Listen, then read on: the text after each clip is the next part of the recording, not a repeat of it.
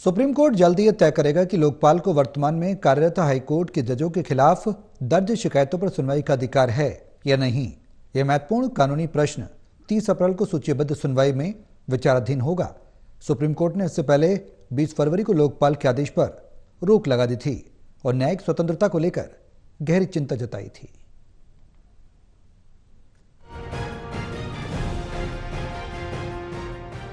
Supreme court अब एक अहम कानूनी सवाल पर फैसला करने जा रहा है कि क्या लोकपाल को वर्तमान में कार्यरत हाई कोर्ट की जजों के खिलाफ दर्ज शिकायतों पर सुनवाई करने का अधिकार है या नहीं।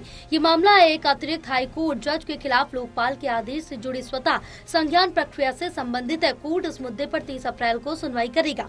न्यायमूर्ति BR गवई, न्यायमूर्ति सूर्यकांत और न्यायमूर्ति अभय S ओका की विशेष पीठ ने मामले की सुनवाई के लिए पर्याप्त समय तय किया।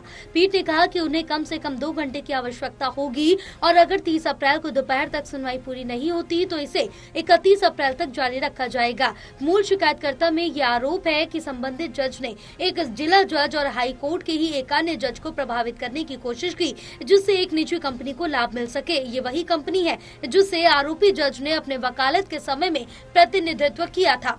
सुप्रीम कोर्ट ने इससे पहले 20 फरवरी को लोकपाल के आदेश पर रोक लगा दी थी और न्यायिक स्वतंत्रता को लेकर गहरी चिंता जताई थी। इस दौरान केंद्र सरकार लोकपाल रजिस्ट्री और शिकायतकर्ता को नोटिस जारी कर जवाब मांगा गया था। 18 मार्च को सुनवाई में कोर्ट ने साफ किया कि ये गंभीरता से विचार करेगा कि लोकपाल को हाई कोर्ट के जजों के खिलाफ शिकायतों पर सुनवाई करने का अधिकार है या नहीं। इस संवेदनशील मामले को देखते हुए वरिष्ठ अधिवक्ता रंजीत कुमार को न्याय मित्र यानी एमिकस क्यूरी नियुक्त किया गया। सुनवाई से पहले सॉलिसिटर जनरल तुषार मेहता ने केंद्र सरकार की ओर से पेश होते हुए ये दलील दी कि हाईकोर्ट के जज लोकपाल और लोकायुक्त अधिनियम 2013 के दायरे में नहीं आते, जिससे ये मामला और भी कानूनी रूप से जटिल हो गया। लोकपाल की ओर से भी ये कहा गया कि सभी दस्तावेज और शिकायतें भारत के मुख्य न्यायाधीश को भेजी जाएंगी और उनके निर्देशों का इंतजार किया जाएगा। लोकपाल पीठ, जिसकी अध्यक्षता न्यायमूर्ति EM खानविलकर कर रही है, इन शिकायतों को फिलहाल 4 सप्ताह के लिए स्थगित किया गया ताकि अधिनियम की धारा 2014 के तहत निर्धारित समय सीमा का पालन किया जा सके।